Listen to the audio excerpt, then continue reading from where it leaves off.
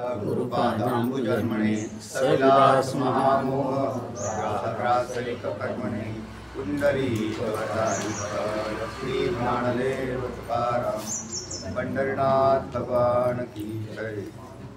माऊली ज्ञानेश्वर महाराज की जय। जगद्गुरु तुकाराम संतन की जय।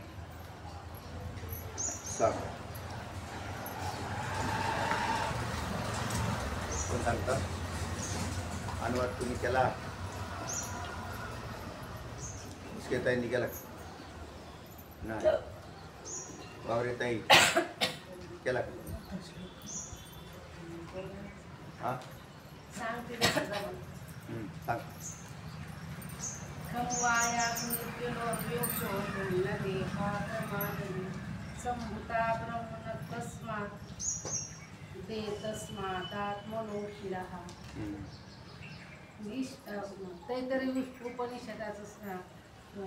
काय सांगितलंय ते सांगितले तैत्तरीय उपनिषदात श्रुती प्रमाण सांगितलेलं आहे। ईश्वर जगाचे कारण आहे। मूळ विषय काय? ईश्वर जगाचे कारण आहे या विषयीचा विचार करत आहे। तैत्तरीय उपनिषदातला प्रमाण दिलेलं आहे की कशा प्रकारे सृष्टीची उत्पत्ती झाली, मग जगत कसं निर्माण झालं, चेतन परमात्म्यापासून निर्माण झालं, हे पहिला भाग झाला। वेदाने जड परमाणूपासून सृष्टी झाली असं नाही मांडलेलं। परमाणूंची सृष्टी झाली पण परमाणूपासून झाली नाही। म्हणजे जगाचं जे कारण आहे, निमित्त जे कारण आहे, त्याच्यामध्ये जो कर्तेपणा आलेला आहे तो ईश्वराकडून येतो, चैतन्याकडून येतो। तेव्हा या विश्वाचं उपादान कारण, जगाचं उपादान कारण, निमित्त कारणाचा विचार करताना ईश्वराचा विचार केलेला आहे, म्हणजे चेतनाचा विचार केलेला आहे। चेतनापासून झालं जगत, जडापासून झालं नाही। मग ते कसं? ऐका। त्याची तैत्तरीय उपनिषदात सांगितले की प्रथम ईश्वरापासून आकाश आणि आकाशापासून वायू, वायूपासून तेज, तेजापासून जल। हे सर्व म्हणजे इदम जेवढे प्रतीतीला येते हे जगत, हे सर्व ते कसं झालं तर आकाश म्हणजे आता आकाश याच्यामध्ये दोन भाग येतात। नुसता आकाश झालं तर कशापासून? मायेचं आकाश, कारण त्याच्यात उपादानता कोणाची आहे? मायेची आहे। पण निमित्त कारणता जर म्हणायला गेला तर करणारा कर्ता मानावा लागतो। कोणत्याही क्रियेचा कर्ता जर नसेल तर क्रिया उत्पन्न, त्याच्यात कर्म उत्पत्ती होत नाही, कर्म उत्पत्ती होणार नाही। म्हणून या जगतरूपी जे कार्य घडलं त्या कार्याचा जो करता तो चेतन ईश्वर आहे। आणि मग त्या कशापासून बनवलं असं म्हटलं तर मायापासून, मायेपासून। मग माया कशी आहे? त्रिगुणात्मक आहे, सत्व, रज आणि तम। त्याच्याही तमांशापासून जगत झालं। मग मायेच्या तमांशाचा परिणाम धरला जातो आणि तो परिणाम आकाश रूपात झाला। आकाशापासून वायू, वायूपासून तेज, तेजापासून जल, जलापासून पृथ्वी, पृथ्वीपासून अन्न, औषध, हे सगळ्या गोष्टी निर्माण झाल्या। सांग। आणि देह सुद्धा मग त्या पंचभूतांपासूनच देह झाले। तमांशापासून स्थूल देह झाले, सूक्ष्मांशापासून सूक्ष्म देह झाले आणि कारण रूप मायेपासून कारण देह हे झाले। त्यालाच अज्ञान म्हणतात। म्हणून कारण देह, सूक्ष्म देह आणि स्थूल देह। स्थूल देह हा मायेचं एकदम शेवटचं कार्य आहे। स्थूल देह त्याच्यानंतर काय नाही झालं। स्थूल देह आणि सृष्टी यांच्यातच कार्यकारण भाव संबंध लागला। या सृष्टीत शेवटचं कार्य देह दिसतात आणि त्याच्यानंतर निर्माण झालेलं हे आता देह म्हणजेच खाद्य वापरलेले, म्हणजे विषय झालेले। जीव जीवस्य जीवनम, प्रत्येक जीव हा दुसऱ्या जीवाला खातो आणि त्याच्यावरती, म्हणून प्रत्येक जीवांच्या उत्पत्त्या म्हणजे स्थूल देहांच्या उत्पत्त्या हे त्याचं विषय बनलेले। अनेक स्थूल देह हे विषय झाले। तुमच्या घरात फर्निचर बनवलं तर कशाचं? लाकडाचं बनवलं। लाकड कोण आहे? जीवच आहे ना, एक शरीर आहे, एका जीवाचं शरीर आहे, आपण त्याला असं म्हणतो। ते म्हटले म्हणून जेवढ्या वस्तू बनवल्या त्याच्यात लोष्ट पाषाणादी सुद्धा योनी सांगितल्या, त्यांची सुद्धा शरीर आहे। तेव्हा त्याचाही विनियोग केलेला आहे. तर ह्या सगळे जीव अशा प्रकाराने झाले. हे शेवटचं कार्य कोणी केलं? मायेच्या पदार्थामध्ये मायेमध्ये झाले. त्या मायेचा परिणाम होत होत जीवसृष्टी झाली, स्थूलसृष्टी आणि नंतर जीवसृष्टीची शरीर. आणि मग त्या जीवाला जगण्यासाठी त्याला अन्न म्हणतात. अन्न म्हणतात तर त्या अन्न म्हणजेच हे शरीर आहे. भाजी खायला गेले तुम्ही तरी काय शरीर आहे, कोणाचं तरी शरीर आहे. सगळ्या भाज्या ते म्हणले आम्ही काही हिंसा करत नाही. हिंसा करत नाही कसं? जगू शकत नाही. फक्त त्याच्यामधला तमांश नाही खायचा म्हणून त्याच्यात सत्वांश प्रधानता धरली. जसं भाजीपाला जे आहे ते सत्वांश प्रधान आहे, नाहीतर वास्तविक हिंसाच आहे.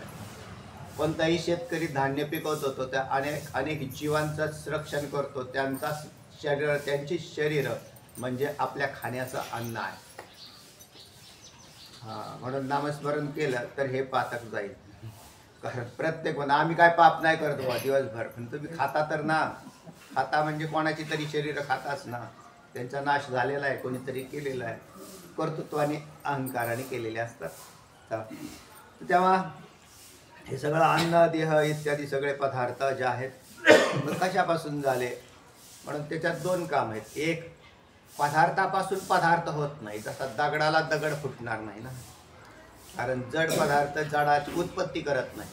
मग चेतनापासून होऊ शकते.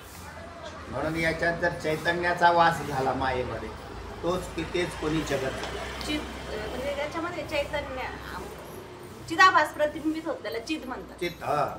चित आणि जड या दोन्ही पासून जगत झालं. नुसतं चितापासून झालं नाही, जडापासून झालं नाही. जडापासून झालं का नाही त्याचं होणारच नाही. नाहीतर ते परमाणुवाद सिद्ध होईल. नाही का? ग्रहण नाही करता येत त्याला जड म्हणले. ग्रहण करता येत नाही ज्याला स्वतःला तो आहे. तर तेव्हा ईश्वर मध्ये मानावा लागतो. मग तो कसा? तर अभिन्न निमित्त उपादान कारण असं जगाचं कोण आहे? अभिन्न निमित्त आणि उपादान हे दोन्ही बी त्याच्यामध्ये आलेले आहेत. आणि परिणामाला माया धरलेली. मायेच्या तमांशाचा परिणाम आकाश, आकाशाचा वायू, तेज, जल, पृथ्वी, अन्न वगैरे. आता त्याच्यात आत्ता महत्वाचा मुद्दा असा आहे, आपल्याला काय चिंतन आहे याच्यातलं, की जे जड पदार्थ किंवा जडांश प्रतीतीला येतोय तो मायाकृत आहे. आणि चैतन्यांश जो आहे तो चैतन्य प्रधानत्व जिथे दिसतं तो सच्चिदानंद ब्रह्माकडूनच आलेलं. आणि त्याच्यातलं निखळ शुद्ध जे चैतन्य आहे ते मी आहे. आभास मी नाही, कारण आभास सुद्धा आपण होऊ शकत नाही. आभास हा विकारी मानलेला आहे. म्हणून त्याचाही बाद निश्चय व्हावा लागतो. सोपं आहे तसं, कळालं नाही. संगती एकदा कळाली की शास्त्र अवलोकन झाली. त्याच्यात फार चिकित्सा करत बसण्यामध्ये काही स्वारस्य नाही. काय चिकित्सा आहे त्याच्यात? आणखीन काय चिकित्सा आहे? कसंच झालं जोपर्यंत तुम्हाला कळत नाही तोपर्यंत ठीक आहे, उलटी सुलटी संगती चालू होते. पण कळाल्यानंतर काहीच नाही. एकच चैतन्य जे आहे त्या चैतन्याच्या पासूनच हा सगळा होतो. जड कधी जन्म घेत नाही. म्हणून आणि मी जड नाही.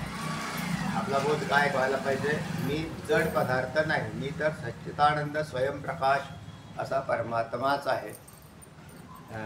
मग आता याच्यामध्ये जीवाच्या अडचणी ज्या आहेत ना, ती प्रारब्ध ही एक अडचण आहे. कारण प्रारब्ध जर असेल तरी अपरोक्ष ज्ञान होत नाही. म्हणजे प्रारब्धात जर प्रतिबंध असेल प्रारब्धाचा तर त्या व्यक्तीला अपरोक्ष ज्ञान होत नाही. वासनेचा प्रतिबंध असेल तरी ज्ञान होत नाही. मनाचा नाश करण्याची इच्छा नसेल तरी मोक्ष होत नाही. तर अशा पद्धतीने हे काही प्रतिबंध आहेत, हे खासच आहे. तत्वज्ञान कळतं, पण कळाल्यानंतर बांधण्यासाठी अधिकार असावा लागतो. अधिकार जर असला तरच तो ते पटून मुक्त होतो. आणि नाही तर मग पुण्यांश निर्माण करून पुढच्या प्रवासाला जातो. पुढचा काय म्हणतात श्लोक सांगा.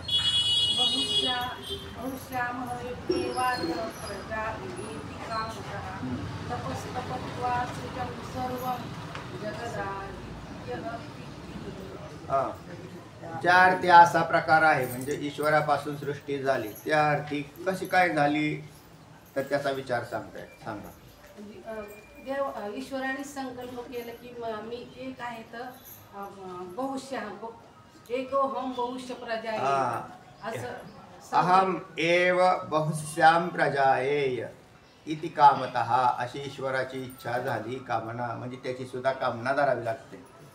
कारण कामना जर नाही धरली तर कार्य कसं उत्पन्न होईल. कार्य उत्पत्तीत कामना ही काम करतेच. म्हणजे ईश्वराची सुद्धा कामना आहे. इच्छा प्रयत्न एखाद्या चित्रपट निर्मात्याची बी एक कामना आहे एक चित्रपट निर्माण करावा अशी चित्रपट निर्मात्याची कामना होते. आता कोणता करावा मग तो काय करतो त्याच्या स्टोरीज पाहतो. कोणती स्टोरीज त्याला अनेक स्टोरीज ऐकल्यावर त्यातली चांगली कोणती वाटते अट्रॅक्टिव्ह कोणती वाटते अशी त्याची ती कामना बनते. आणि नंतर तो चित्रपटाचा निर्माता होतो. त्याने तो चित्रपट निर्माण केला. तो त्याच्यात सर्वस्व ओतून त्याचं कार्य करत असतो. त्याचा मग तो असा आणि मग तो असा कल्पितच आहे ना पण तो कल्पित असला तरी त्याच्यामध्ये त्याची करमणूक होते विश्वाची करमणूक होते. नटनट्यांना कामं मिळतात लोकांना कामं मिळतात सगळे त्याच्यात एंगेज होतात. असा जसा या चित्रपटाचा एखादा निर्माता कार्य करताना इच्छा असते त्याची पण तो वेगळा आणि कार्य वेगळं राहतं. इथं तसं नाही होत. एकोहम बहुश्याम प्रजा आहे असं कार्य होतं. म्हणजे तो हा एक निर्माताच आहे. एकलेन कंठवेची म्हणून या येणे केली निर्माण हो 14ही भुवने गगनचंद्र सूर्य मेघ तारांगणे पाचही महाभूते भौतिके भिन्न भिन्न हो ऐसा लागविया माया सूत्र झाले. तर असा हा याने जगत निर्माण केलेला आहे. तर मग एकोहम बहुश्याम मी एकटाच अनेकाने व्हावं म्हणून दिसणारं जगत अनेक नसून एकच आहे. जेवढं काही दिसतात ना नाना प्रकार याच्या विश्वामध्ये फार नाना प्रकार दिसत आहेत. जीवांचे नाना प्रकार दिसतात. 84 लाख शरीरांचे प्रकार दिसत आहेत. त्याच्यामध्ये मग इतकी सारी शरीर आसनात का असली तरी एकच आहे. एकोहम बहुश्याम म्हणून जीव सुद्धा नाना आहेत हे म्हणणं पटत नाही. जीव उपाधीने नाना आहेत आणि ब्रह्माशी एकच आहे. त्यांच्या उपाध्या भिन्न भिन्न धारण केल्या म्हणून ते नाना असे दिसतात. आणि नाना उपाध्या मग आपापच त्याच्यात अज्ञानवश उपाध्या येतात. कारण कार्य करायचं असेल तर हे संभवनीच आहे त्याच्याशिवाय होणार नाही. म्हणून मग एकच परमात्मा नाना रूपात नटला गेला पण जीव स्वतःला देव समजत नाही. हा जीवाचा भाग आहे. तो काही स्वतःला परमात्मा समजत नाही ब्रह्म समजत नाही. सच्चिदानंद ब्रह्म आहे असं त्याला ज्ञान व्हायला फारच कठीण. मग मी जीव आहे शरीरधारी आहे शरीर माझं आहे म्हणून त्याचा जोपर्यंत मन ताजा असतं तोपर्यंत संकल्प विकल्प होतात. जोपर्यंत ज्ञान ताजा असतं तोपर्यंत बुद्धी कार्य करत राहते. म्हणजे बुद्धीच्या द्वारे तो अनुभव घेत चालतो. चिंतन जोपर्यंत करतो ते चित्त ताजतवानं असतं. त्याचं चित्त आहे ते बाधित होत नाही आणि देहांकारही जात नाही म्हणून जीव मुक्त होत नाही. नाहीतर तो मुक्त व्हायला पाहिजे होता. मुक्तच आहे वास्तव. काय म्हणते तू खबर आहे मुक्त होता परी बळे झाला बद्ध घेऊन या चंद माझे. अजून एक दुसऱ्या प्रमाणे मुक्त कासया म्हणा बंधनाची नाही मुक्त कासया म्हणाले. तो वास्तविक मुक्तच आहे कारण त्याला काय बांधलेला नाही. प्रत्येक जीव हा त्याच्या जीवपणामुळे बद्ध आहे. ईश्वराने बद्ध केलेला नाही. असं नाही तर मग त्याच्यावर आरोप केला असतं की तुम्ही आम्हाला बद्ध करून ठेवलं आणि ज्याने बद्ध करून ठेवलं त्याने सोडावं. म्हणून बंधमोक्ष कोणाकडे गेले असते ईश्वराकडे गेले असते पण तसं नाही. चला तर तेव्हा अशा प्रकाराने एकच अवघी एकाचीच वीण ते कैचे भिन्ना भिन्न वेद पुरुष नारायण तेने केला निवाडा. तुकोबराय म्हणतात जीव शिवाचे भातुके केले क्रीडाया कौतुके कैची येथे लोके हा आभास अनित्य. हा जो आभास जो निर्माण करतो ईश्वराला आणि जीवाला हा अनित्य आहे. आणि कैची येथे लोक इथे कुठे लोक हे सगळे तयार झालेले आहेत, तर एकच परमात्मा नटलेला आहे. आता त्याच्यात कार्य वेगवेगळे असतात ना, कार्य परत म्हणून आपल्या जीव हा अनुकूल प्रतिकूल ज्ञानावर जगतो. जीव अनुकूल प्रतिकूल ज्ञानावर जगतो. त्याला जर हे कळालं की हे विश्व त्यानेच निर्माण केलेलं आहे, नाही मी IAS व्हायला पाहिजे होतो, मी कलेक्टरच व्हायला पाहिजे होतो. अरे कलेक्टर एक कोणतरी असेल ना, कारण हे ते पात्राची वाटप आहे. जसे असेल तसे नाही व्हायला पाहिजे. नाही तर काय का नाही, हे बघा आपल्याला हेच काम मिळालं म्हणून तर त्या कामावर रुसतो. एखादं काम असेल, छोटं काम आहे, आपल्याला हलकं काम आहे, एखाद्याला भारी काम आहे, तर तो त्या कामावर अनुकूल प्रतिकूलता तयार करतो आणि तो रुसतो. वास्तविक पाहता झाडून घेणाराही तेवढ्याच तोच आहे, देवच आहे. आणि खुर्चीवर बसणाराही देवच आहे. कलेक्टरही देवच आहेत आणि 4th क्लास जो कर्मचारी तोही देवच आहे. पण एकाला वर बसवलं, एकाला खाली बसवलं, एकाला झाडून घ्यायला लागलं, एकाला कामं दिली, एक काम करायला आला, एक काम घेऊन आला. याच्याशिवाय तर कार्य घडत नाही ना, कोणाला काहीतरी काम करावं लागेल ना. म्हणून या विश्वातली सगळी कामं स्वकर्म कुसुमांची आविरा पूजा केली होय आकारा कोशाची लागी. त्या सर्वात्मक ईश्वरा, तिथं म्हणतात त्या सर्वात्मक ईश्वरा. आमचे शास्त्री गुरुजी म्हणायचे काय, आपण फक्त म्हणतो पण काही तसं नाही आपल्याकडे. सर्वात्मक आहे हा परमात्मा आहे. त्याच्यामुळे मग कामात भेद नाही. भांडी घासायला दिली तरी ते कामच आहे, असं नाही का भाव. नाही तर नोकरीला गेले असते तर लय पैसे कमावले असते, काय उपयोग आहे त्याचा. म्हणून भांडी घासणे ही ईश्वर सेवा आहे, स्वयंपाक करणं ईश्वर सेवा आहे, खाऊ घालणं ईश्वर सेवा आहे, पाणी भरणं ईश्वर सेवा आहे. नाही हायफाय अगदी कलेक्टर होणे ती एक सेवा आहे, पण त्याचे जर अभिमान धारण केला तर ती सुद्धा नरकाला हेतू ठरू शकते. असं नाही काय की मोठे सेवा, ह्या सेवाच आहे. साधारण सेवा सुद्धा लोक त्याला त्याच्यात कमीपणा मानतात. हा, त्याच्यापेक्षा अण्णा म्हणायचे भंग्याचं काम करणं काय वाईट आहे का हो. ते कोणतरी करावं लागेल ना, आणि कोण करतो तो श्रेष्ठच आहे, कारण त्याला कुठलाच भाव नाही चित्तामध्ये. मी आपण हलकं काम करतो आणि एक श्रेष्ठ काम करणाराकडे एखाद्या वेळेस त्याचा काय होतो, अहंकार निर्माण होतो. बरे तू का म्हणे बरे झाले देवा कुणबी केले नाही काय तरी कुणबी दंबे केलो, अभिमाने. तू का म्हणे कुणबी केलो नाही तर दंबे असतो मेल. मेलो दंबे अभिमाने. तुका बऱ्या म्हणतात ना, दांभिकपणा आला असता आमच्यामध्ये, तर तेव्हा काही नाही ते. आणि कमी जास्तपणा असले ना सृष्टीत वास्तविक ज्ञान होईल ना, त्यावेळेला हा नष्ट होऊन जातो. आणि तो ज्याला ज्ञान होईल त्याचा होतो, ज्याला होत नाही तो तसाच राहतो. हे रचना फार सुंदर आहे. जगत बरोबर चालतं का नाही, तो अहंकार धारण घेऊन चालतो. देवाला तेच करायचं, तेव्हा अहंकार धारण केल्याशिवाय आपल्या कामाला गती नाही येणार. तो असा, आणि जो अहंकार रहित होऊन जातो तर सहजम कर्म कौंतेय, त्याच्या बाबतीमध्ये अगदी सहजतेनं ते कर्म अहंकार रहित.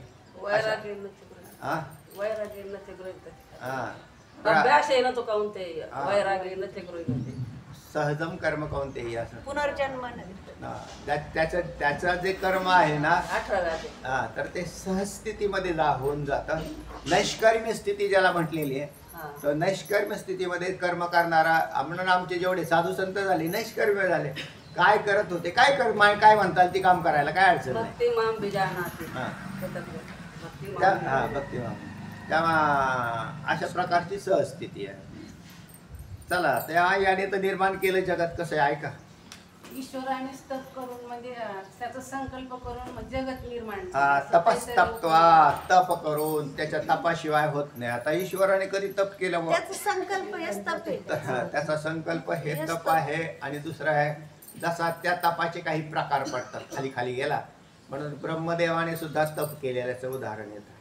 जे निर्माते जे असतात ना, हे तपी असतील तरच त्यांच्या ठिकाणी शुद्धता निर्माण. तपाने काय होते, शुद्धी होते. आणि त्या शुद्धाच्या द्वारे जगत निर्मिती उत्कृष्ट होते.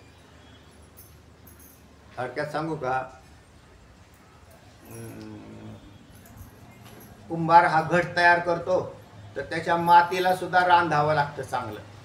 म्हणजे ती माती जी आहे ना ती अशी मऊ होण्यासाठी त्याच्यात तुडवतो तो. ते तुडवणं हे काय त्याचं त्याचं तपच आहे. हा, मग त्याच्यात ते मऊ मऊ मऊ झाली ना आणि मग त्याच्यानंतर त्याला आकार यायला सोपं होईल. म्हणून त्याच्यात एक जीव करण्यासाठी काय करावं लागते का नाही? म्हणजे जर मातीला एक जीव केल्याशिवाय मातीचं तप घडल्याशिवाय भांडं तयार होत नाही है ना? तुमच्या पोळ्या सुद्धा त्या कणकेला हाणायचे ते पहिले. आता तुम्ही काय हाणता का नाही मला नाही माहिती. छन्नीचे गावस वाटले त्या ह्याच्या पाट्यावर ठेवायची कणिक आणि असे हाणायचे का कणकेला हाणू राहिले हे. तर तिचं तप तयार झाल्यावर अशी मऊ होते आणि मऊ झाल्यावर त्या पोळ्या आहेत त्या फुटत नाही. नाहीतर जर डायरेक्ट तयार केला चपातीसारखे तर त्या तुमच्या पोळ्यात त्यामध्ये डाळ राहणारच नाही, पुरणच राहणार नाही. त्याचे तयार होतं का नाही ते एक जीवता असे. तशी सृष्टी उत्पत्तीतही ब्रह्मदेवांनी तप केली. ब्रह्मा विष्णू महेश हे मूळचेच तपी आहेत आणि त्यांच्या तपाने ही सृष्टी चालते, टिकते, तयार होते, बनते. म्हणून प्रत्येक पदार्थाचा असा भाग चालू आहे. तेव्हा यांनी तप केली म्हणून तिथं ईश्वरापासूनच तप मानायला सुरुवात केली. त्याचा संकल्प ते ज्ञान खाली दिलं ना, विचार ज्ञान हेच परमेश्वराचे तप आहे. विचार ज्ञान हे परमेश्वराचं तप आहे. तर त्याच्यात मग त्या तपाचा परिणाम नंतर विश्वोत्पत्ती आहे. ऐका, अगोदरच ब्रह्माचं स्वरूप सत्य ज्ञान आनंद असं काहीतरी उपनिषद सांगितलं. आणि मग तिथून पुढं त्यांनी कशी जगाची उत्पत्ती कशी झाली ते सांगितलंय. सत्य ज्ञान आणि अनंत. सत्य एकच सत्य पदार्थ आहे आणि त्याचंच नाव आहे चैतन्य किंवा ब्रह्म. नंतर जे ज्ञान म्हणून सांगितलं जातं ते ससंवेद्यत्व ज्याच्या ठिकाणी आहे ज्या पदार्थाच्या तेच कोणी ब्रह्म आहे. आणि ते अनंत स्वरूप आहे म्हणजे त्याला देश काल वस्तूमध्ये बांधलं गेलेलं नाही. ज्याचे जे अनंतत्व देशाने कालाने वस्तूत बांधलं जात नाही. अद्वितीयत्व आहे ज्याच्या ठिकाणी अद्वितीयत्व आहे असं अनंतत्व एकटच आहे. स्वयंप्रकाश आहे आणि सत्य आहे. तर हे पूर्वी ब्रह्म होतं असे सांगून नंतर मग त्यापासून सृष्टीचा क्रम सांगायला सुरुवात करायची. त्यावेळेला माया ही निस्तत्वरूप मायेची कल्पना करावी लागते. माया ही निस्तत्व आहे आणि त्याच्यानंतर जो ईश्वर भाव प्रगट होऊन जगत उत्पत्ती सुरू होऊन जाते. आता माये संगती कशी लागते पहा. ब्रह्म अनंत आहे म्हणून अनंत निरपेक्ष अनंत आहे. निरपेक्ष अनंतात माया आलीच कुठं. कारण म्हणजे मायेला जागा कशी मिळाली. जर निरपेक्ष अनंत पदार्थ असेल तर मायेला जागा आलीच कुठून. नाही तर मग ब्रह्माचं निरपेक्षत्व बाधित होईल. निरपेक्ष अनंतत्व बाधित होईल. कारण तेवढी जागा सुटली मायेसाठी असं म्हणावं लागेल. म्हणून माया ही कल्पित मानलेली आहे. निस्तत्व कल्पित अशी मानून संगती सुरू झाली.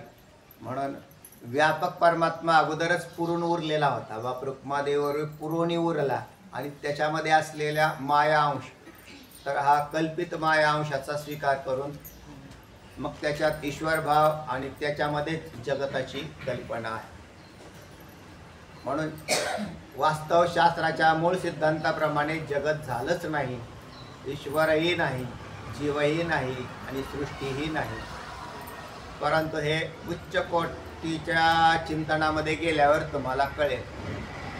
सामान्य खालच्या बुद्धीने हे कळणं अशक्य गोष्ट आहे.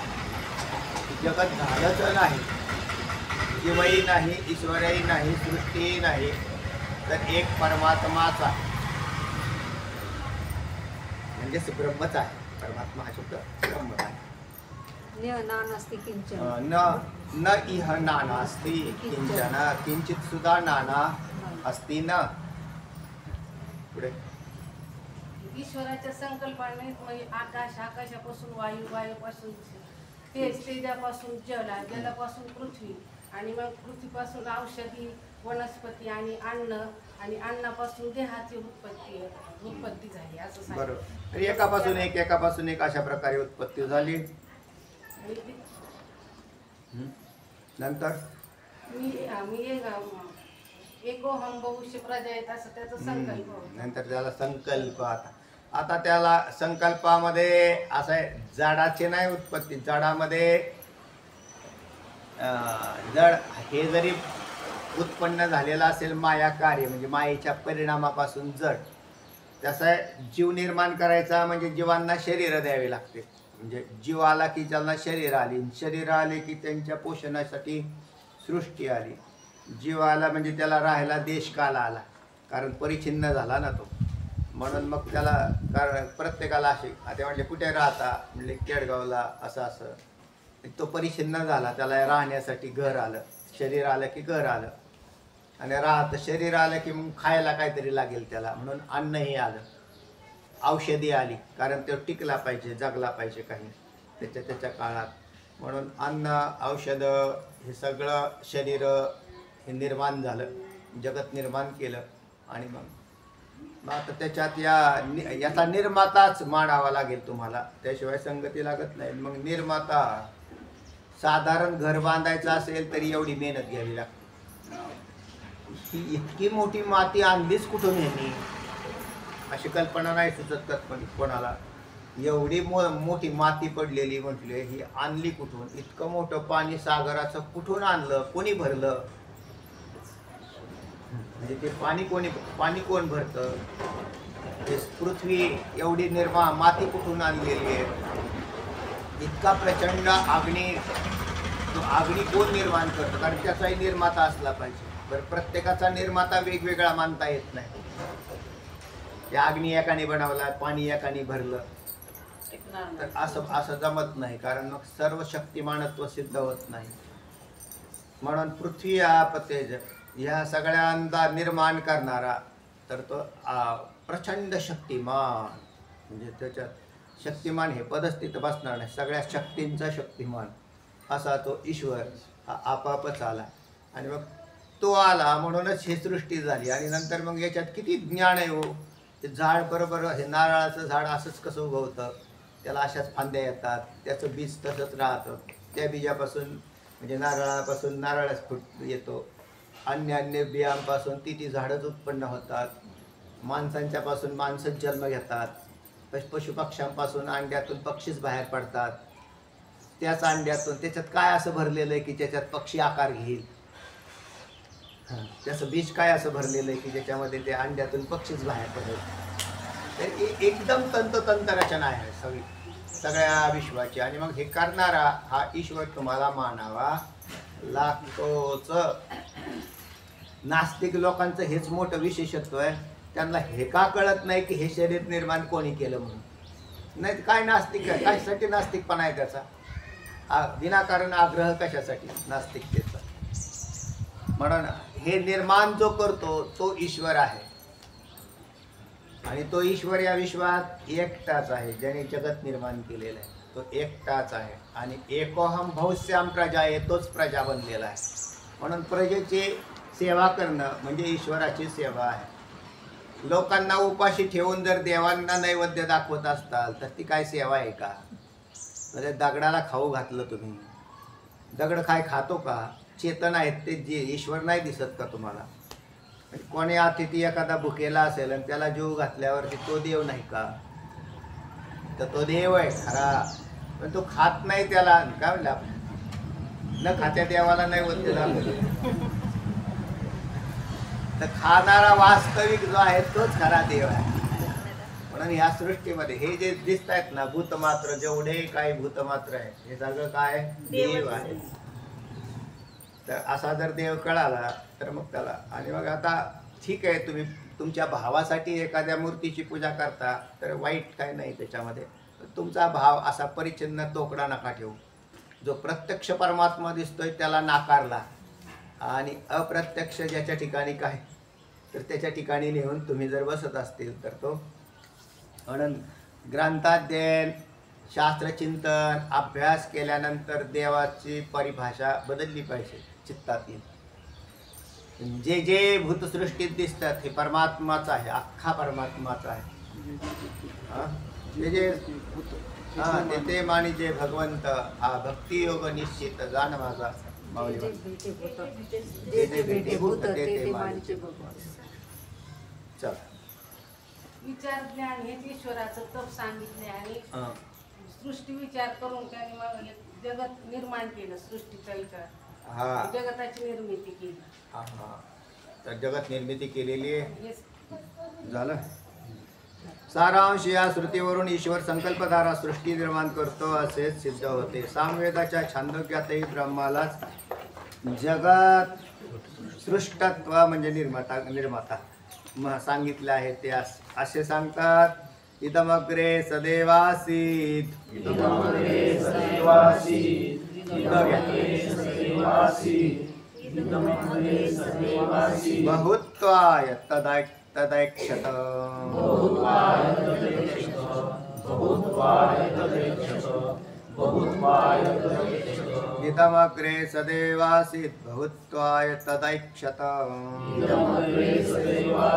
बहुत्वाय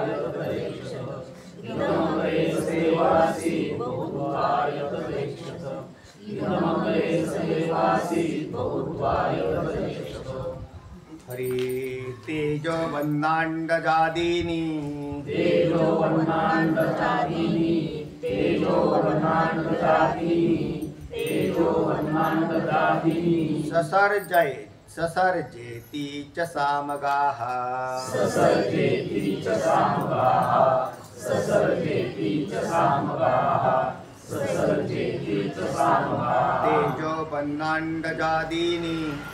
ससर्जेति च सामगाः.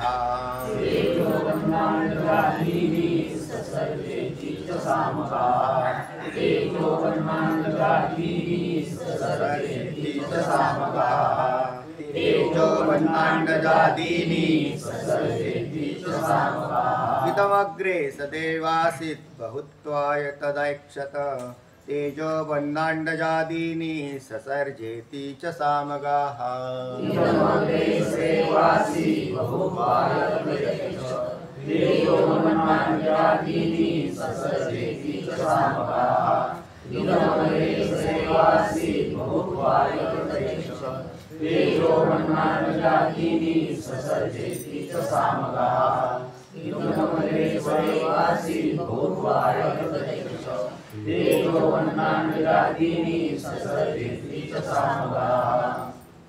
इदम अग्रे आसीत.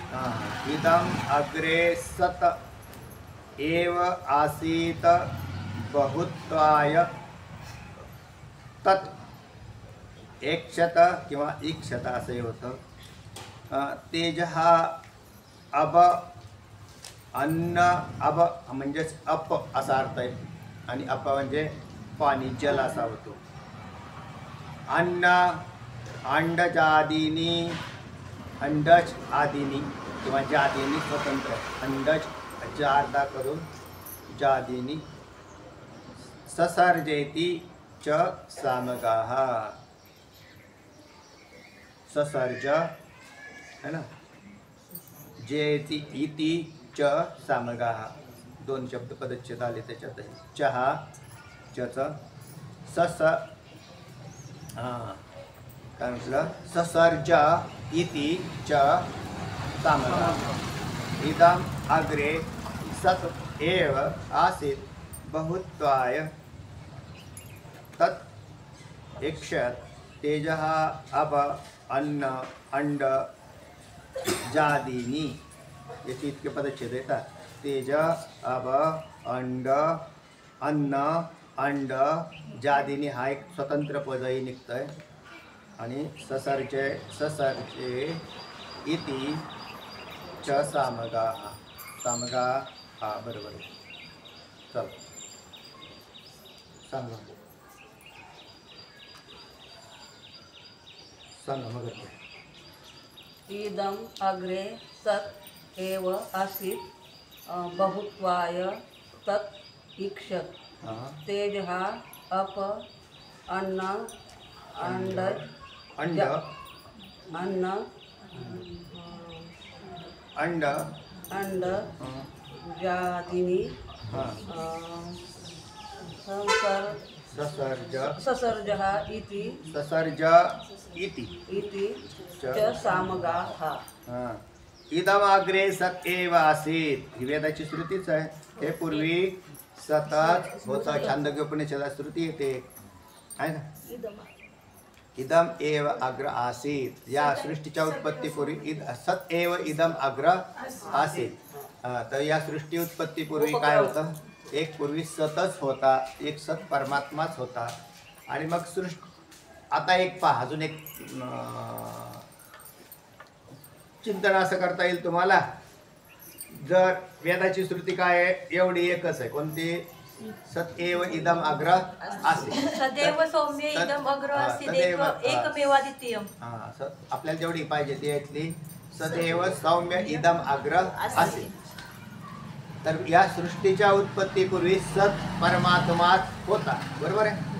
पूर्वी सतच होते. तर मग थोडीशी बुद्धी लावा. काय मग जगत कोणापासून झालं? सतपासूनच. त्याच्यापासूनच झालं. हे तुम्हाला आपोआपच सिद्ध झालं. कारण पूर्वी काय होतं? मग जगत कोणापासून झालं? विषय संपला. तिथं काय होत? शिल्लक काय होतं? पहिलं ते सत होतं. पण जगत कशापासून झालं? म्हणजे जडापासून झालं. पूर्वी काय होतं? सतच होतं. मग असतापासून जगत होत नाही है ना. तर्क जर केला लक्षात येऊन जाईल की म्हणून सतापासूनच झालं. म्हणून पूर्वी सतच होतं. बरं, सतापासून जगत रूपी जड चेतन गट तयार होऊ शकतो. जडापासून जड चेतन नाही होत. सतापासून जड चेतन होऊ शकतं. कारण त्या जड चेतनामध्ये असणार सत हे मूळचं आहे. आणि जड जे आहे ते आगंतुक आलेले आहे त्याच्यात. ते निर्माण नाही. म्हणून ते कल्पित मांडलेले आहेत. ते नित्यही मांडलं नाही, शाश्वत मांडलं नाही. म्हणून जगत शाश्वत नाही झालं. ईश्वरापासून निर्माण होणारे माया शाश्वत नाही, ईश्वर शाश्वत नाही, जीव शाश्वत नाही, जगत शाश्वत नाही, भोग शाश्वत नाही. यातलं काही शाश्वत नाही. म्हणजे एकच शाश्वत आहे. परमतत्व शाश्वत आहे आणि तेच मी आहे. परमतत्वच मी आहे. म्हणून जे सत आहे ते मी आहे. आणि जेवढं आगंतुक आहे ते सगळं नश्वर तत्वामध्ये जात आहे. नश्वर आहे, नाश. तत् बहुत्वाय ऐक्षत. त्याच ठिकाणी काय झालेला आहे? संकल्प झालेला आहे. ईश्वराचा संकल्प झाला काय की त्याने पुष्कळ व्हावे म्हणून काय केलं? तप केलं. आलोचन केलं म्हणजे तप केलं आहे.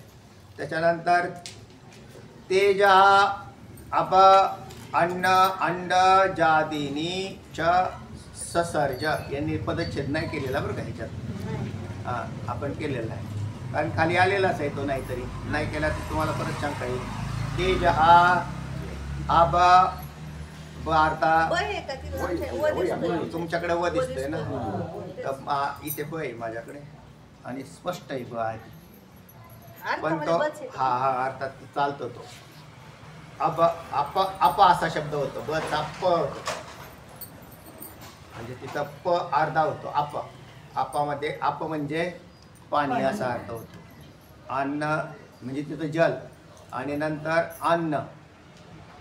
अन्न तर स्पष्टच आहे तिथं शब्द. बचा अ निघाला अन्न आणि नाचा अ निघाला तो अंड. आणि जादिनी पदाचा अर्थ आहे तपापासून निर्माण होणारे. जादिनी पदाचा काय अर्थ आहे? तपापासून निर्माण होणारे.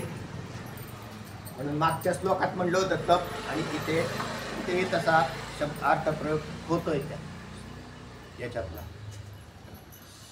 तर तेव्हा अशा प्रकाराने तेज जल पृथ्वी अंड यापासून काय झाले? देह उत्पन्न झाले. ससर्ज म्हणजे उत्पन्न. सर्ज म्हणजे सृष्टी. उत्पत्तीत सर्जत्व सृजनत्व असा शब्द.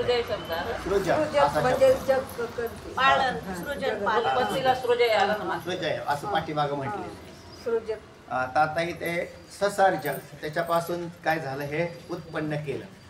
इति सामगा हा आहू. आहू कुणी सांगितलं?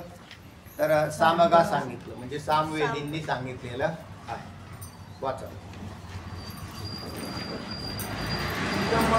सदैवासी बहुत्वाय तदैक्षत तेजोवन्नाण्डजादिनी ससर्जेति च सामगाः इदम अग्रे सत एव असि. हे सर्व पूर्वी सतत होते. त्याने पुष्कळ व्हावे म्हणून आलोचन केले. तेजो मधलं वाचत जा. तत बहुत्वाय ऐक्षत. तत बहुत्वाय ऐक्षत. हा, त्याने पुष्कळ व्हावे म्हणून आलोचन केले. म्हणून निळबरायांनी बी सांगितलं की एक अहम बहुश्यामचं त्या म्हणजे एकट्याला पुष्कळ व्हावा असं काय कशासाठी केलं तर त्याला संगती लावताना संत सांगतायत की त्याला करमत नाही, त्याला करमलं नाही. आता करमणं हा स्वभाव कोणाचा आहे? जीवाचा आहे. लगेच तिथं काय होतं इच्छेच्या ठिकाणी काय हो आज जरा काय करमतच नाही हो, आता काय करायचं पाहिजे म्हणजे काय नाही, लाईट बी नाही, दिवसभर लाईट नाही, नाही तर टी व्ही चालू केला असता. म्हणून करमणूक डिपार्टमेंट एवढं मोठं झालेलं आहे ना. त्याने काय करमत नाही म्हणजे की त्याला काहीतरी केलं नाही, फिरायला गेला, इकडे जाऊन आला, तिकडे जाऊन आला, काही नसलं तरी तो एकटा माणूस एका जागेवर कधी बसत नाही, तो काहीतरी करतोच. आणि काय करत असेल तर त्याला करमून गेलं म्हणजे आज दिवस कसा गेला काय कळालंच नाही. एक तर काम तरी पाहिजे, त्याला काम असेल तरी काम हे करमणूकच आहे. ते जर नसेल तर मग तो काहीतरी म्हणजे काहीतरी कुटाणा करतोच तो. चला त्या हा तेजोवन्नाण्डजादिनी च ससर्ज. आणि तेज जल पृथ्वी व अंडजादी देह उत्पन्न केले. किती सामगाहा. एक पहा जीव सुद्धा ईश्वरासारखे वागताना दिसतात बरं का. यांना मरण्याची चिंता आहे का हो कोणाला? हा आजचा दिवस उगवलेला कोणालाच वाटत नाही आज आपण मरणार. आतापर्यंत सकाळपासून तर काही विचार नाही केला आपण आणि पुढे करणार बी नाही. म्हणजे कारण मी सत्स्वरूप आहे याचं त्याला काय आहे हे जे ज्ञान आहे. मग त्याने ते सत कुठं आणलेलं आहे देहावर आणून बसवलंय. बाकीचे मरतील पण आपलं कसं काय आपण अजून नाही म्हणणार. म्हणजे तो अजिबात चिंतन नाही करत, मृत्यूचं चिंतन नाही करत. मग तो कशात चिंतन करतो? काय करायचंय आज आपल्याला, काय करायचं, हे करायचंय, ते करायचंय, ते करायचंय, आमचं करायचंय, घर बांधायचंय. त्याच्या डोक्यामध्ये असे 15 उद्योग हे सगळे उद्योग चालू केले. तो असा निवांत राहतो, असा उलट तो असा फ्युचरचा भविष्याचा विचार करतो. त्याच्यात मरणाचा नाही म्हणजे भविष्याचा करतो, ह्याच्यात मरणाचा नाही करत. भविष्याचा करतो म्हणजे त्याच्यात असं करतो ह्याच्यात आपली वाढ कशी होईल, हे नवीन कसं निर्माण केलं. किती विशेष आहे. कोणीच चिंता करताना दिसत. हा फक्त चिंता केव्हा तयार होईल ज्या वेळेला आजार पडतो त्या दिवशी तो चिंता करतो. आता काय करावं बाबा, ह्याच्यातून बाहेर निघाल का मी, आणि एकच काय निघालं हे जाईल का आपल्यावर संकट. आता नंतर ज्या वेळेला त्याला असं कळतं की हा आता देह पडणार आहे त्या दिवशी म्हणतो काय हो एवढं सगळं निर्माण केलं काही उपयोग नाही याचा. त्या दिवशी तो चिंतन करतो. तर त्याला असं म्हटलं की का बरं वाटतं का तुम्हाला, तर त्याचं काही लक्षच नाही आपल्याकडे आणि तो आपल्याकडे पाहत नाही कारण त्याचं लक्ष कशाला लागलंय, काय या जगामध्ये काहीच नाही, काय उपयोग नाही, विनाकारण तयार केलं नाही. जोपर्यंत तो चांगला असतो तोपर्यंत किंवा बुद्धी तोपर्यंत तो बरोबर हेच विचार करतो अजून किती वाढवता येईल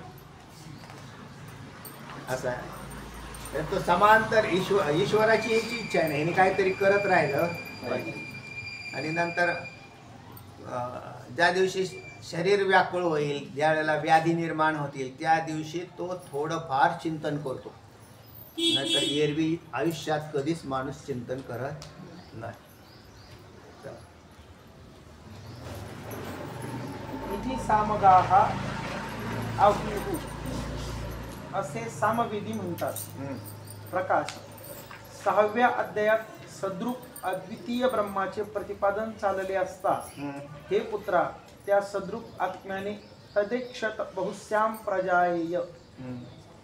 आपण आता बहु व्हावे असा विचार केला व विचारानंतर तेज उदक कुठं आलेला हा विषय छांदोग्य उपनिषदामध्ये त्या उपविषयात छांदोग्य उपनिषदाच्या 6व्या अध्यायात सद्रूप अद्वितीय ब्रह्माचे प्रतिपादन चालले असता हे पुत्रा सत एव सौम्य इदम अग्र आसीत त्या सद्रूप आत्म्याने तत् ईक्षत बहुश्याम प्रजायेय हे तिथलाच विषय तद एकशत बहुश्याम प्रजाये ही वेदाची श्रुती.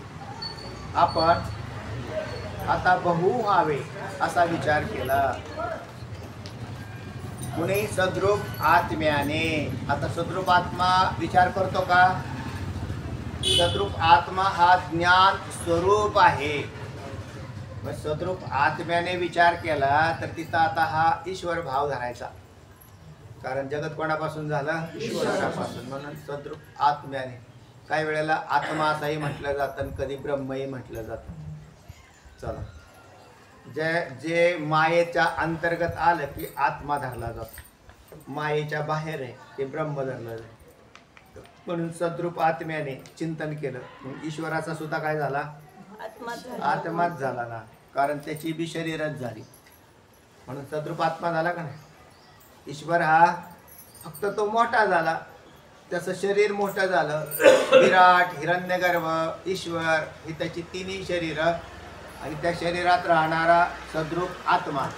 त्याने काही चिंतन केलं?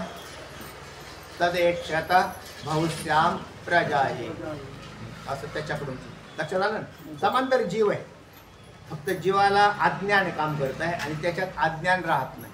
ईश्वराच्या ठिकाणी मायावृत्तीने अज्ञानाचा लेशही नाही. म्हणून आणि मग त्याची शरीर काय आपल्यासारखी इतकी बारीक नाही, तर प्रचंड मोठं. म्हणून विराट म्हणजे जेवढं सृष्टीला आपल्याला दृष्ट दिसत आहे हे असणारं विराट हे ईश्वराचं काय आहे? शरीर आहे. सगळ्या जीवांचे सूक्ष्म देह, हा सगळ्या जीवांची स्थूल शरीर आणि मग हे बी राहिलं ना, हे सुद्धा काय आहे? स्थूल शरीरच आहे. हे जे आपल्याला तुम्हाला जे व्यासपीठ दिसतंय ना, ते व्यासपीठ नसून वृक्ष आहे. स्थूल शरीराची आणि वृक्ष ही एक योनी आहे आणि तेही स्थूल शरीर आहे एकाच. म्हणून हे जे दिसतंय ना हे डेड बॉडीच आहे. पण तुम्ही त्याला डेड बॉडी मानत नाही. काय हो हे डेड बॉडी आहे का? हे दिसतंय आलं त्याला नाही ना, व्यासपीठ आहे. व्यासपीठ नाही हो, एकाच काय शरीर आहे. कोणाचं शरीर आहे? वृक्षाचं. आणि त्याच्यात कोण होता? जीवच होता. एक जीव होता. त्या जीवाचं हे शरीर त्याला कापून त्याला बनवलं. पण ह्याच्यात आणि मग त्याचा काय असा विनियोग झाला. म्हणून सगळं शरीर, सगळं जगत जे चाललेलं आहे ना ते असंच चाललेलं आहे. आपल्याला असं आपण त्याच्या डोक्यातच नाही घेतलेलं त्याचं की ते कशापासून काय झालेलं आहे. म्हणून त्या प्रत्येक याच्यापासून मग त्या याची जर परत शोधन करत बसले तर मग हे 5 भूतांपासून बनलं. कारण शरीर तयार झाली की पंचभूता, त्यात कमी अधिक प्रमाणात म्हणजे अन्न पाणी. आता ह्याच्यात या लाकडामध्ये सुद्धा अग्नी आहे, जलाचा सुद्धा अंश त्याच्यामध्ये सूक्ष्म अंशात आहे. सगळे आहे सामान्य अशा पद्धतीने सामावलेलं आहे. अध्यात्म. आपण आता बहु व्हावे असा विचार केला. चला वाचा कुठे. आपण आता बहु व्हावे असा विचार केला व विचारानंतर तेज उदक अन्नोपलक्षित पृथ्वी व देहादी उत्पन्न अन्न आप असा शब्द झाला त्यात. अन्न असं झालं ना, तर उपलक्षित निघालं. अन्न उपलक्षित पृथ्वी व देहादी उत्पन्न केले. बरोबर, उपलक्षित. पुढं असे अरुणपुत्र उद्दालकाने आपल्या श्वेतकेतू नामक पुत्राला सांगितले आहे. छांदोग्य उपनिषदात विषय येतो. अरुण मूळचे जे आहे ते अरुणीचा अरुणी आणि अरुणीचा जो आहे तो श्वेतकेतू अशी संगती. आणि अरुणीचंच दुसरं नाव उद्दालक आहे. हे अन्न उपलक्षित म्हणजे काय नेमकं? अन्न उपलक्षित म्हणजे अन्नापासून तयार झालेले अन्न जेवढे प्रमेय वस्तू असतील ते सगळ्या. हे चंद्रोदयामध्ये ना अरुण कुळ म्हटलेले. अरुणकुल कुळाचं नाव अरुण कुळाचं. अरुण कुळाचं नाव, अरुण हे नावच आहे ऋषींचं. हा कुळ. अरुणी जे आहे ना, अरुणी ज्यांचा पुत्र आहे ते अरुण, अरुणीचा अरुणी, पंडूचे पांडव असं आहे. तसं आहे कुळाचं नाव. मग ते पांडुकुळ मांडलं जातं तसं. पांडव तसं अरुण कुळ. अरुण. तर अरुणीचा अरुणी, अरुणी म्हणजेच उद्दालक, आणि उद्दालकांचा पुत्र श्वेतकेतू. त्या श्वेतकेतूला 9 वेळा तत्वमसी महावाक्याचा उद्देश याच छांदोग्य उपनिषदात आलेला आहे. तो पाठीमागे तुम्हाला त्या 9 उपदेशांचा विचारही केला होता आपण पाठीमागे सांगितलं. त्याला ते सूक्ष्मत्वाचं ज्ञान व्हावं म्हणून वेगवेगळे दृष्टांत आलेले आहेत त्याच्यात, आणि त्या दृष्टांत देऊन अरुणीने काय केलेलं आहे, उद्दालक मुनींनी 9 वेळा 9 वेळा उपदेश केलेला आहे. असे अरुणपुत्र उद्दालकाने आपल्या श्वेतकेतू नामक पुत्राला सांगितले आहे. सारांश आमचे मत सामवेदालाही सोडून नाही. हा, म्हणजे आम्ही जे प्रमाण सांगतोय की ही सृष्टी ईश्वरापासून झाली, ईश्वराने केली, याच्यामध्ये वेगवेगळ्या उपनिषदातले दाखले देत आहेत. त्याचप्रमाणे ऐका पुढचा दाखला. विस्फुलिंगा यथा वन्येर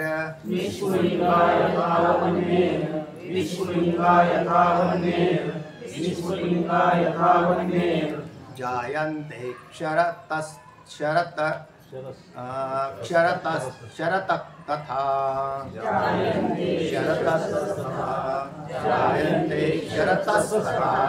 जायन्ते शरतस्तथा विस्फुलिंगा यथा वन्यर्जायन्ते शरतस्तथा विस्फुलिंगा यथा वन्यर्जायन्ते शरतस्तथा विस्फुलिंगा यथा वन्यर्जायन्ते शरतस्तथा विस्फुलिंगा यथा वन्यर्जायन्ते शरतस्तथा विविधाश्चिज्जडा भावा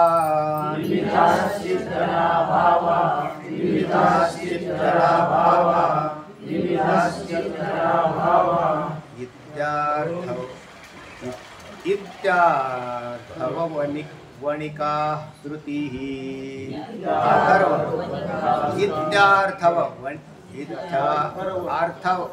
अथर्ववर्णिका असे ना, इत्यार्थवर्णिका श्रुतिः इत्याथर्वणिका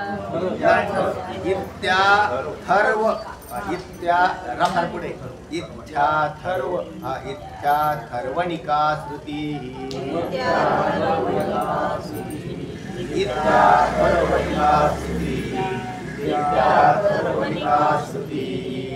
विविधाश्चिज्जडा भावा इत्याथर्वणिका श्रुतिः इत्याथर्वणिका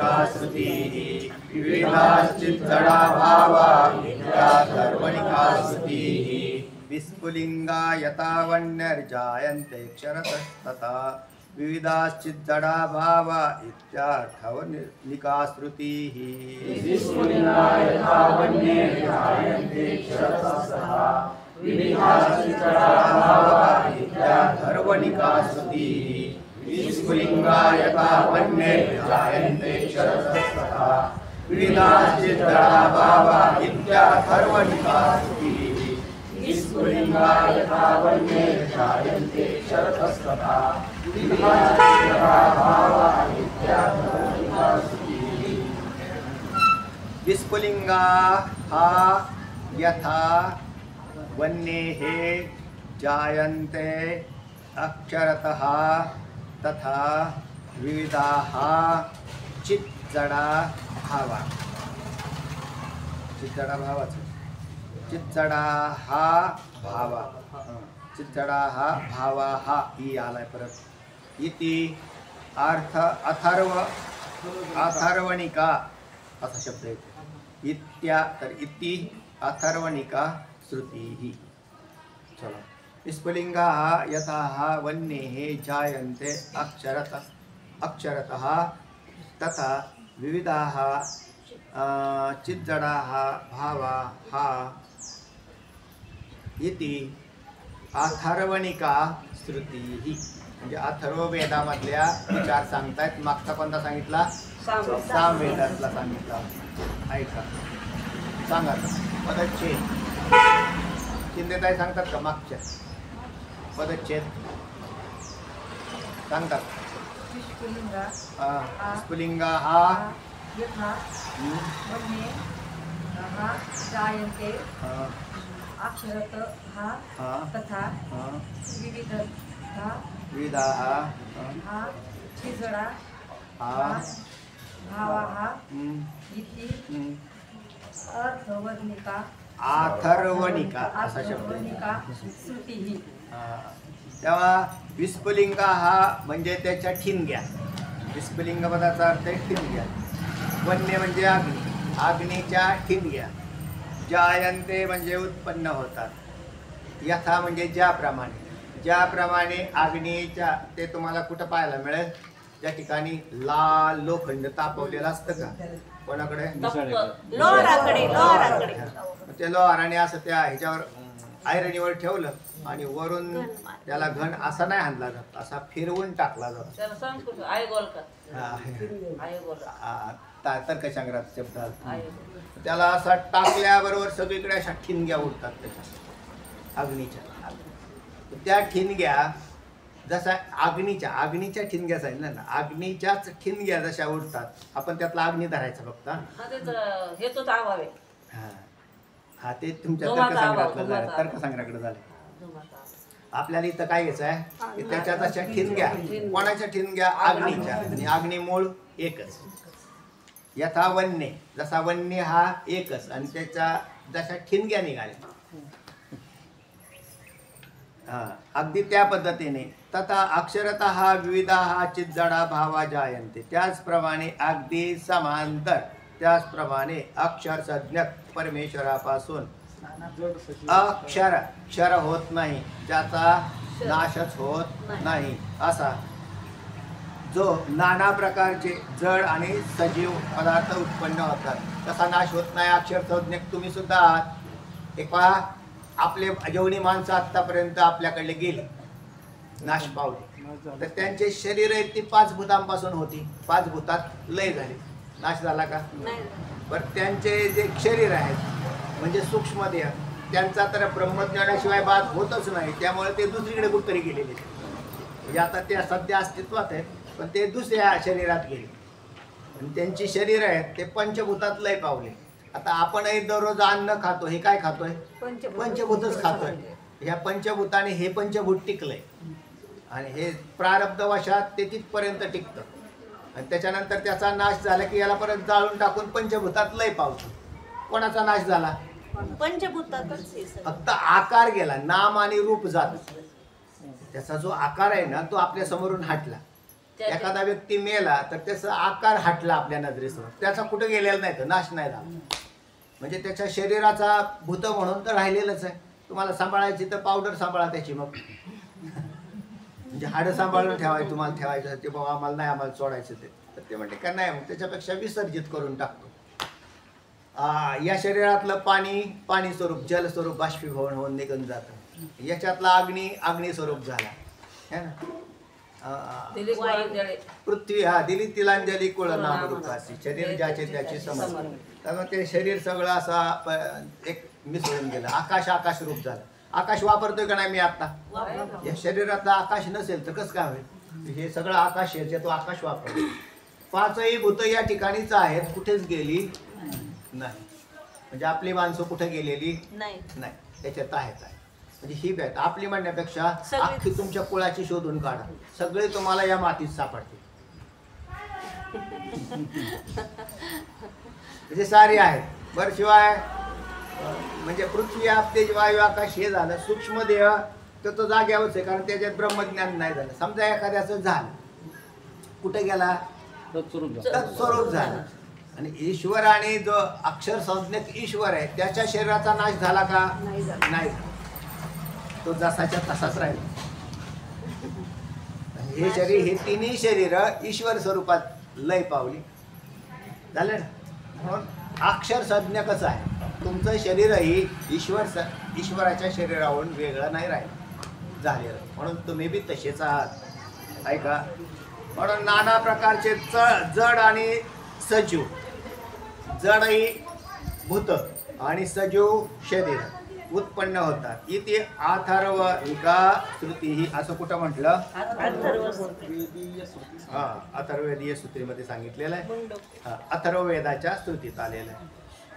म्हणजेच मला वाटतं मुंडकोपनिषद. मुंडकोपनिषद अथर्ववेदाच्या अंतर्गत येत आहे. चला वाचा.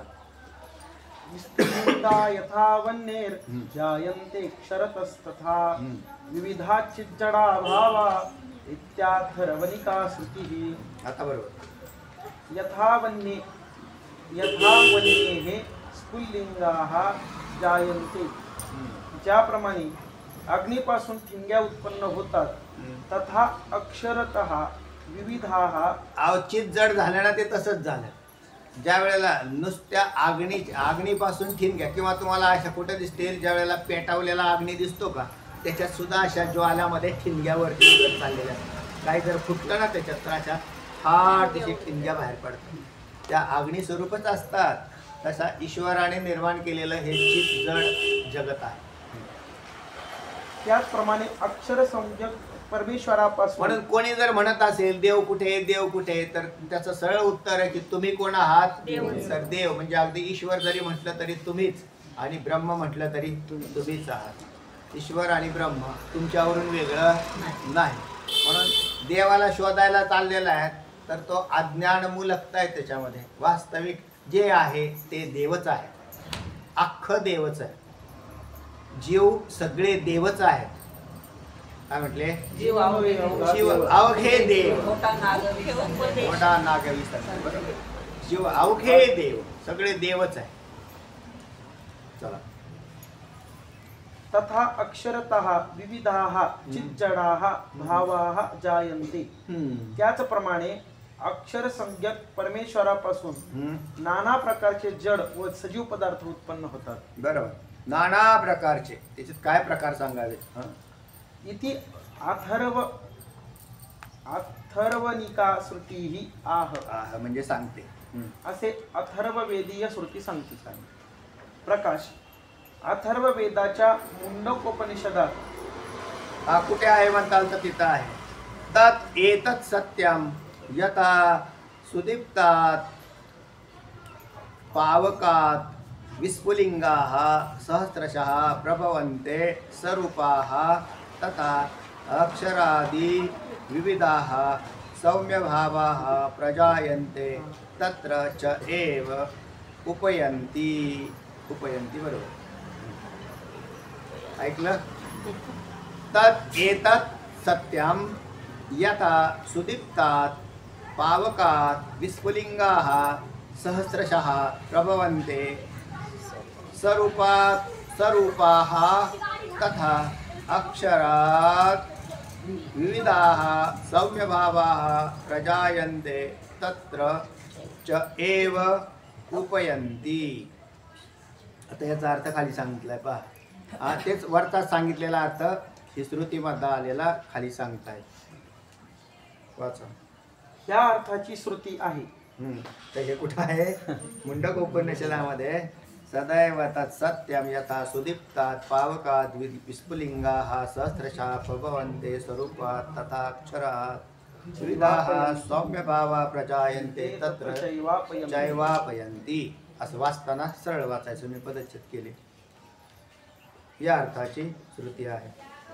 काय श्रुतीचा अर्थ झाला ऐका. या श्रुतीत सर्व सृष्टी परमात्म्यापासून निर्माण होते. एक सत्य परमात्म्यापासूनच ही सृष्टी, जसं की सुदीप्तात पावकात, पावक म्हणजे अग्नी, विस्फुलिंगाः त्याच्या अग्नीचे जसे ठिणग्या काय होतात आतमध्ये, सगळ्या ठिणग्या अग्नीच्या स्वरूपामध्येच असतात, नंतर त्या बाहेर पडतात.